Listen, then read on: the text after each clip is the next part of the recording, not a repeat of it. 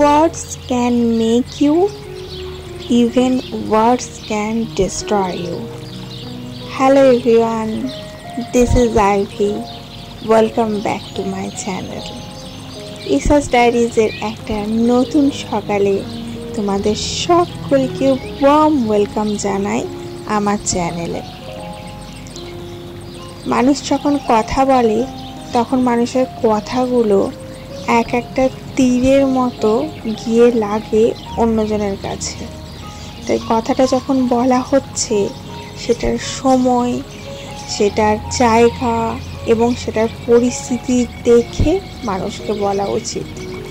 এই যে কথাগুলো আমরা বলি সেটা আমরা কিভাবে বলছি, কি পরিস্থিতিতে বলছি এবং যার কাছে বলছি তার মেন্টাল কন্ডিশনটা কি রয়েছে সেটা দেখে বিচার করে যদি বলি তাহলে তো কোনো অশান্তিই থাকে না, বাট যেটা আমাদের নর্মাল মানুষের পক্ষে করা হয়ে ওঠে না। আজকে সকালটা স্টার্ট করলাম স্কিনে একটু রোজ ওয়াটার অ্যাপ্লাই করে। জানো তো, অনেক সময় এমন পরিস্থিতি হয় যে আমরা কাউকে বোঝাতে চাই যে তার জন্যে কোনটা ঠিক বা কোনটা ভুল, কিন্তু পরিস্থিতি এমন হয় যে তাকে আমরা বুঝিয়ে উঠতে পারি না। তার পিছনে মেন কারণ থাকে, হয়তো আমরা যাকে বোঝাতে চাইছি সে সেই সময় সেটা নেওয়ার জন্য প্রস্তুত নয়, হয়তো তার মাথা প্রচুর গরম হয়ে রয়েছে বা সে প্রচণ্ড রেগে রয়েছে। সেই পরিস্থিতিতে আমরা যদি সেই সময় তাকে কিছু বোঝাতে চাই সে সেটা নিতে পারবে না। তো সঠিক পরিস্থিতির জন্য অপেক্ষা করতে হয়, সঠিক সময়ের জন্য অপেক্ষা করতে হয়। আবার অনেক সময় এমন হয় যে সঠিক সময়ে সঠিক লক্ষ্যে সঠিক কথা বলছি কিন্তু তবুও সেটা কাজে লাগছে না। তার কারণ একটা হতে পারে যে ওয়ে অফ টকিং, আমরা যেভাবে কথাটা বলছি, পোলাইট অ্যান্ড উইথ লাভ, যে কথাটা আমরা বলছি সেটা যদি আমরা খুব জেন্টলি বলি এবং সেটার মধ্যে যদি ভালোবাসা মিশ্রণ থাকে তবে তার কাছে গিয়ে পৌঁছাবে। এই সমস্ত জিনিস বিচার বিবেচনা করে সাধারণত কথা বলা হয়ে ওঠে না। তার জন্যে অনেক সময় অনেক জায়গায় অনেক সম্পর্ক নষ্ট হয়ে যায়। আজকে আমি ঠিক করেছি আমাদের বাথরুমের যে র্যাকটা আছে সেটাকে ক্লিন করব। বহুত দিন যাবৎ ক্লিন করা হয়নি, বহুত দিন যাবৎ এটাতে অনেক কিছু জমে আছে যেগুলো রাখার কোনো প্রয়োজনই নেই। সেই সমস্ত জিনিসগুলো ফেলে দেবো এবং এটাকে একদম নিট অ্যান্ড ক্লিন করব। তো একটা একটা করে জিনিস সব নামিয়ে রাখছিলাম এবং এটা অনেক বড় একটা কাজ, কারণ অনেক দিন যাবৎ কোনো জায়গা যখন তুমি পরিষ্কার করবে না সেই জায়গাটা অসম্ভব একটা পরিমাণ অপরিষ্কার হয়ে থাকে এবং সেটা পরিষ্কার করতে তোমার সময় এবং শারীরিক যে ক্ষমতা সে দুটোরই প্রচুর পরিমাণে ক্ষয় হয়। যাই হোক, এইটা আমি র্যাকটা কোনোভাবেই খুলে বার করতে পারছিলাম না।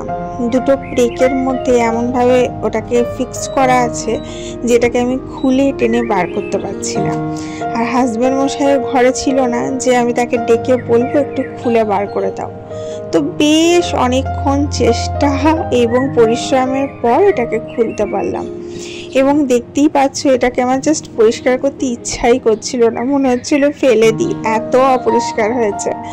বাট জিনিসটা ভীষণ ভালো এবং একদম স্ট্রং আর খুব ভালো কন্ডিশনে রয়েছে যে ফেলে দেওয়ার কোনো যুক্তিকতা হবে না। তো আমি কি করলাম, প্রথমে একটা সার্ফ এমনি নর্মাল জল দিয়ে ধুয়ে নিলাম, তারপর আমার কাছে এটা রেগুলার ইউজের সার্ফ আছে সেটাকে আমি ভালোভাবে দিয়ে এটাকে ভিজিয়ে দিলাম। এরপরে একটা স্কচ ব্রাইট নিয়েছি। এই স্কচ ব্রাইটটা ন্যাচারালি আমি ক্লিনিংয়ের কাজেই ব্যবহার করি এবং এটা দিয়ে ঘষে পরিষ্কার করে আমি এই র্যাকটাকে ভালোভাবে পরিষ্কার করে নিচ্ছি। আমার যে প্রথম ভিডিওটা আমার চ্যানেল থেকে ভাইরাল যায়, বড় ভিডিওর কথা বলছি, নট শর্টস, তো সেই ভিডিওটা ফরচুনেটলি আমি এই নাইটিটা পরেই করেছিলাম। ইভেন এই নাইটিটা এখনও ভালো আছে। ওই যে আমার একটা স্বভাব আছে, কোনো জিনিস যতক্ষণ না একদম খারাপ হয়ে যাচ্ছে বা নষ্ট হয়ে যাচ্ছে সেটাকে আমি ছাড়ি না, সেটা সম্পর্ক হোক কি কোনো বস্তু, যাই হোক। তো সেই নাইটিটা পরেই আজকে আবার বাথরুম ক্লিনিংয়ের কাজ করছি। তো দেখতেই পাচ্ছ আমার বাথরুম ভীষণ পরিমাণে একটা পরিষ্কার পরিচ্ছন্ন থাকে, কারণ আমি সবসময় নিট অ্যান্ড ক্লিন রাখার চেষ্টা করি। আমার সে বাথরুম হোক কি রান্নাঘর হোক কি প্রত্যেকটা ঘরের কোণা হোক, কারণ আমি এটা বিশ্বাস করি যে পরিষ্কার পরিচ্ছন্ন রাখলেই সেখানেই লক্ষ্মী বসবাস করবে, এবং পরিষ্কার পরিচ্ছন্ন রাখলেই সেখানেই ঈশ্বরের বসবাস হবে। আর পরিষ্কার পরিচ্ছন্ন যদি না রাখি সেখানে কোনো রকম কিছু বসবাস হবে না, সেখান থেকে ভগবান চলে যাবে। তার জন্য সব জায়গাটা পরিষ্কার পরিচ্ছন্ন রাখারই চেষ্টা করি। কিন্তু এই যে ডিপ ক্লিনিংয়ের কাজগুলো, এই যে র্যাকটা ডিপ ক্লিন করছি, এটা করতে বেশ অনেকটা সময় লেগেছিল, এবং এটা করতে গিয়ে আমার সত্যি ভীষণ কষ্ট হচ্ছিল, এবং এটা করার পর লিটারালি লাস্টে আমার হাতগুলোও কাঁপতে আরম্ভ করে। তবুও আমি আমার নিজের জায়গা থেকে সরি না, আমি এটা বিশ্বাস করি যেটা শুরু করেছি সেটা শেষ করব। তো ক্লিন যেহেতু শুরু করেছি তো এটা শেষ করব। যাই হোক, আমার এই ক্লিনটা করতে করতে তোমরা যে যেখান থেকেই দেখছো আমার ভিডিওটাতে প্লিজ একটা লাইক অবশ্যই দিও, এবং ভিডিওটা প্লিজ একটু তোমার বন্ধু বান্ধবের সাথে শেয়ার করে দিও, সেটা যে কোনো প্ল্যাটফর্মে হোক, হোয়াটসঅ্যাপ হোক, ফেসবুক হোক, যে কোনো প্ল্যাটফর্মে হোক। আর যারা এখনো পর্যন্ত আমার ফ্যামিলির একজন অ্যাক্টিভ সদস্য হয়ে ওঠেনি, নিচে দেখো তোমার ডান দিকে, your right side, you can get a red colour button, subscribe লেখা একটা রেড কালারের বাটন পাবে। সেটার উপর ক্লিক করে দিয়ে আমার ফ্যামিলির একজন অ্যাক্টিভ সদস্য হয়ে যাও, and I promise you that we will start a beautiful, relaxing and energetic morning every day together. আমরা সবাই মিলে একসাথে একটা এনার্জেটিক মর্নিং প্রতিদিন সকালটা স্টার্ট করব। তো যাই হোক, কথা বলতে বলতে এদিকে র্যাকটা আমার মোটামুটি ক্লিন হয়েই এলো, আর যে জায়গাগুলো স্কচ ব্রাইট পৌঁছাচ্ছিল না সেই জায়গাগুলো ব্রাশ দিয়ে ঘষে দিলাম। একটা ব্রাশ আমি এমনি রাখি যেটা জুতো পরিষ্কারের জন্যে, আর একটা ব্রাশ রাখি যেটা তোমার চিরুনি পরিষ্কারের জন্য। তো একটা ব্রাশ দিয়ে পরিষ্কার করে দিলাম, এবং তাকটা মোটামুটি ক্লিন হয়ে গেছে। এবার এই যে দেওয়ালটা রয়েছে, দেওয়ালটা পরিষ্কার করব। দীর্ঘদিন ধরে তাকটা এখানে লাগিয়ে রাখার ফলে দেওয়ালটাতে প্রচুর পরিমাণে চিট জমে আছে, মানে চিট হয়ে গেছে লিটারালি। তো একটা স্কচ ব্রাইট দিয়ে একটু সাবান দিয়ে, মানে যেটা কাপড় কাচার সাবান, সেটা দিয়ে একটু ঘষে দিচ্ছি, অ্যান্ড দেন একটু জল দিয়ে, পরিষ্কার জল দিয়ে ঢেলে দিলেই পরিষ্কার হয়ে যাবে। যেহেতু আজকালকার আমাদের সমস্ত বাথরুমই টাইলস দিয়ে করা, আর টাইলসগুলো খুব বেশি কিছু লাগে না। আমি তো টাইলস যখন অপরিষ্কার হয়, আমার কাছে একটা স্ক্রাবার আছে ঘষবার জন্য, সেটার মধ্যে আমি একটু হ্যান্ড ওয়াশ নিয়ে জাস্ট একটু ঘষে দিই, একদম ঝকঝকে পরিষ্কার হয়ে যায়। ইভেন আমার যে বেসিন আছে ঘরের, সেই বেসিনও আমি হ্যান্ড ওয়াশ দিয়েই পরিষ্কার করি। হ্যান্ড ওয়াশ একটু ঢেলে নিই এবং স্ক্রাবার দিয়ে ঘষে দিলেই ঝকঝকে পরিষ্কার হয়ে যায়। আর যে জায়গায় দেখবে তোমার পরিষ্কার হতে চাইছে না, কোনোভাবেই চিট ছাড়তে চাইছে না, সেই জায়গায় ব্লিচিং ইউজ করলে কিন্তু খুব ঝটাঝট পরিষ্কার হয়ে যায়। এই তাকটা যতটা সময় লেগেছিল আমার খুলতে, লাগাতে অতটা সময় লাগলো না।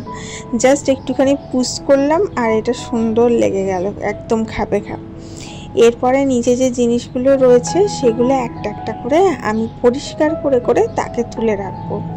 আর যেগুলো আমার লাগবে না, অপ্রয়োজনীয় জিনিস, এমন অনেক অপ্রয়োজনীয় জিনিস আছে এখানে যেগুলো ফালতু পড়ে আছে, হয়তো শেষ হয়ে গেছে বা একটু বাকি আছে, এরকম অনেক জিনিস আছে সেগুলো রয়ে যায়, যে আজকে ফেলবো কালকে ফেলবো করে রয়ে যায়, আর পরিষ্কার করা হয়ে ওঠে না।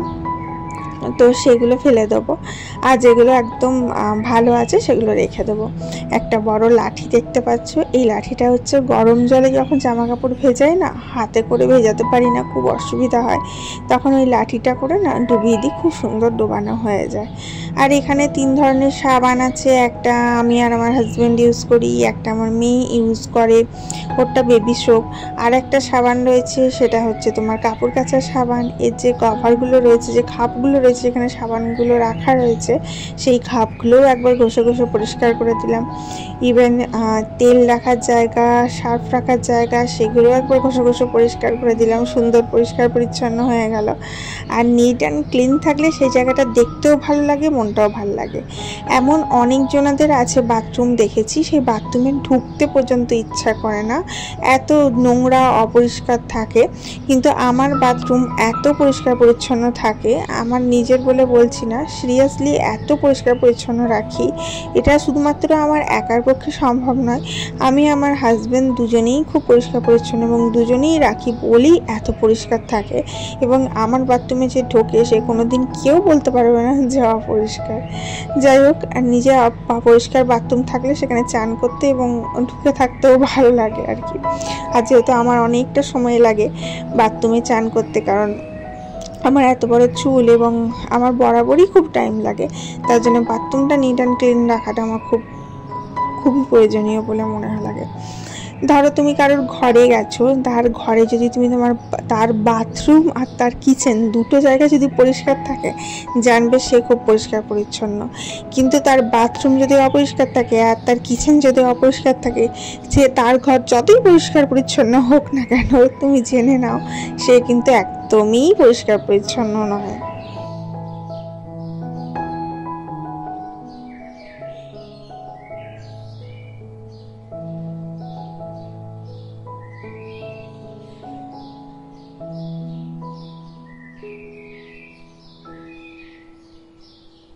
ক্লিনিংয়ের কাজটা করে আমি এত হাঁপিয়ে গেছিলাম, আমার শরীরে এত ক্ষমতা, এত লস হয়ে গেছিলো যে আমি এক গ্লাস গ্লুকন-ডি নিয়ে বসেছি যে আগে এটা খাই তারপরেও আমি চান করব। তো এটা খেতে গিয়ে না আর এক ঢোক করে খাওয়ার মতো আমার অবস্থা ছিল না। আমার এত তেষ্টা পেয়েছিল, এত কষ্ট হচ্ছিল, আমি জাস্ট এক শিপে গোটা গ্লাস গ্লুকন-ডিটা শেষ করে দিই এবং তারপরে দেখতে পাচ্ছ আমি নিঃশ্বাস নিচ্ছি। এই দেখো, এক ঢোকই আমার পুরোটা শেষ। মানে এরকম যদি আরও 2 গ্লাস দেয় কেউ করে, আমি সেটাও খেয়ে নেবো, কিন্তু শরীরের মধ্যে আর সেই ক্ষমতা ছিল না। যাই হোক, এরপরে চান টান করে পুজো কমপ্লিট করি এবং খেতে বসি। আজকে রান্নার একদম সিম্পল মেনু ছিল, সেটা হচ্ছে উচ্ছে আলু ভাজা করেছিলাম, যেটা আমার one of the favourite food, I like it very much. And আরেকটু ছিল আলু ভর্তা, লঙ্কা খড়িয়ে, শুকনো লঙ্কা খড়িয়ে। আর তার সাথে করেছিলাম মাছের চাপ কালিয়া, কাতলা মাছ এনেছিল খুব ফ্রেশ, সেটা দিয়ে কালিয়া করেছিলাম। এই হচ্ছে আজকের সিম্পল মেনু।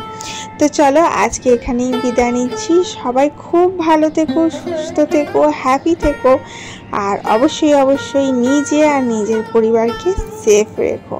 সেফ থাকলে, ভালো থাকলে সবাই ভালো থাকবে। যাই হোক, আজকে এই পর্যন্তই, দেখা হচ্ছে কালকে। সে পর্যন্ত যেন সবার ভালো থাকা হয়। Love you all.